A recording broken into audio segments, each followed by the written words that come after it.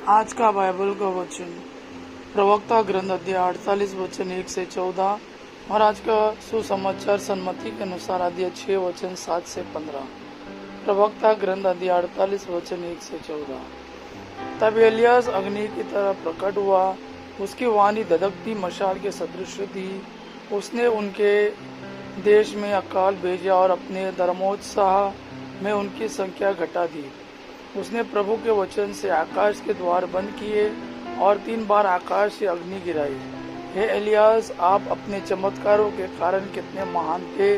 आपके सदृश होने का दावा कौन कर सकता है। आपने सर्वोच्च प्रभु की आज्ञा से एक मनुष्य को मृत्यु और अधोलोक से वापस बुलाया।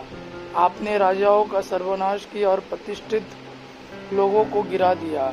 आपने सिनाई पर्वत पर दोषारोपण और होरेब पर्वत पर दंडाज्ञा सुनी। आपने प्रतिशोध करने वाले राजाओं का और अपने उत्तराधिकारियों के रूप में नबियों का अभिषेक किया। आप अग्नि की आंधी में अग्निमय अश्वों के रथ में आरोहित कर लिए गए।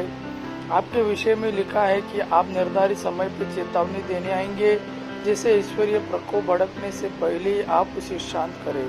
पिता और पुत्र का मेल कराए और इजराइल के वंशों का पुनरुद्धार करे।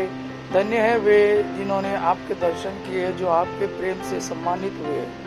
जब एलियास बवंडर में ओझल हो गया तो एलियास को उसकी आध्यात्मिक शक्ति प्राप्त हुई। वह अपने जीवन काल में किसी भी शासक से नहीं डरता था। कोई भी मनुष्य उसे अपने वश में नहीं कर सका। कोई भी कार्य उसकी शक्ति के परे नहीं था और मृत्यु के बाद भी उसके शरीर में नबी का सामर्थ्य विद्यमान था। उसने अपने जीवन काल में चमत्कार और मृत्यु के बाद भी अपूर्व कार्य कर दिखाए। आज का सुसमाचार सन्मति के अनुसार अध्याय 6 वचन 7 से 15। यीशु ने अपने शिष्यों से यह कहा, प्रार्थना करते समय गैर यहूदी की तरह रट नहीं लगाओ। वे समझते हैं कि लंबी लंबी प्रार्थनाएं करने से हमारी सुनवाई होती है। उनके समान नहीं बनो, क्योंकि तुम्हारे मांगने से पहले ही तुम्हारा पिता जानता है कि तुम्हें किन किन चीजों की जरूरत है। तो इस प्रकार प्रार्थना किया करो, हे स्वर्ग में विराजमान हमारे पिता, तेरा नाम पवित्र माना जाए, तेरा राज्य आए, तेरी इच्छा जैसे स्वर्ग में वैसी पृथ्वी पर भी पूरी हो। आज हमारा प्रतिदिन का आहार हमें दे। हमारे अपराध क्षमा कर, जैसे हमने भी अपने अपराधियों को क्षमा किया है, और हमें परीक्षा में न डाल, बल्कि बुराई से हमें बचा।